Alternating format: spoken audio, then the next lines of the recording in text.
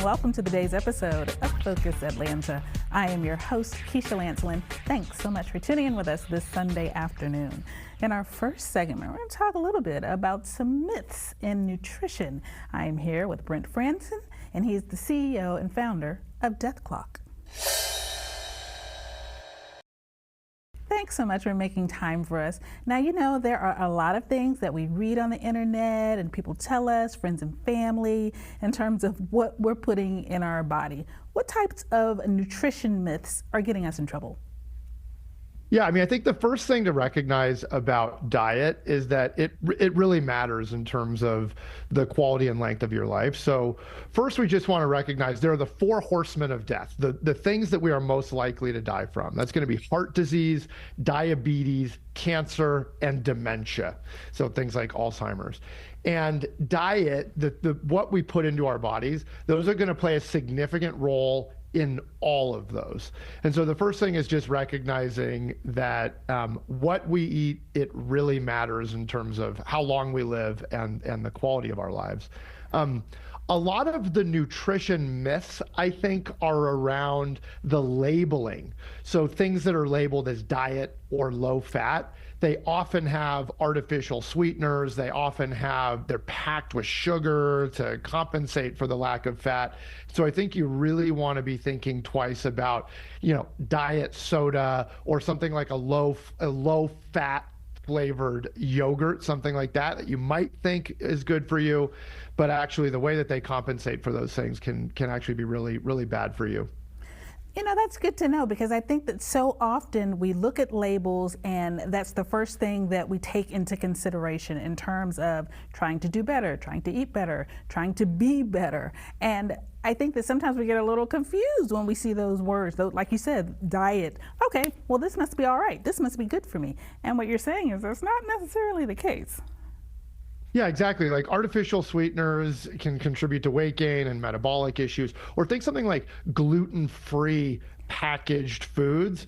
These are often just stuffed with sugar. And so just because it's gluten-free doesn't necessarily mean that it's good for you. Okay, for somebody who's gluten intolerant, fine, they can't have the gluten, but that doesn't mean that it's good for you. And so I think one of the things we can be doing is the number of ingredients can often be indicative of how good or bad something is for you.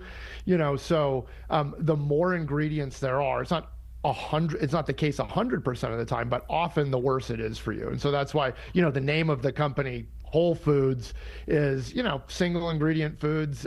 They tend to be pretty reasonable. It's not bad to eat an orange, but if you have like an orange smoothie, that can be packed with all sorts of sugars and preservatives and other things that can be bad for you. Okay, so as we're going up and down the aisle in the grocery store, those are the types of things that we can do to kind of assist ourselves and to make better decisions when we're looking at that ingredient label. If there's a gazillion, many of which we can't pronounce, that might not be the best option. Yeah, exactly. There's this famous nutrition advice that goes, eat food, not too much, mostly plants.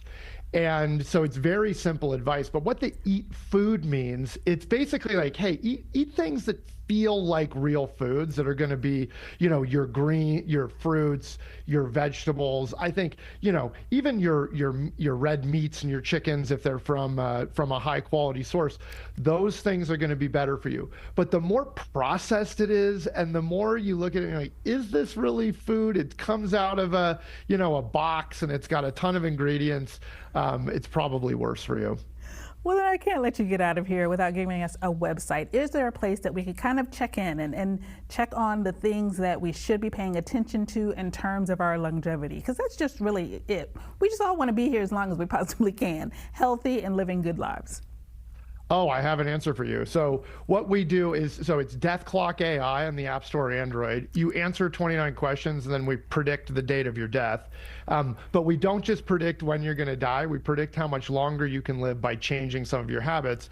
And then we train an AI health concierge specifically for you to help you live longer. And diet is a big part of what determines how long you're going to live currently and how much longer you can live if you change your habits.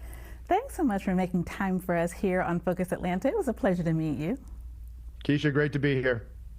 All right, guys, there are things that we can do. We might need to pay a little more attention when we're in the grocery store, when we're up and down those aisles, looking at the boxes, looking at ingredients. And there's also help and tips. Take the opportunity to go to the app and learn a little bit more. And stay tuned to more Focus Atlanta. We'll be right back.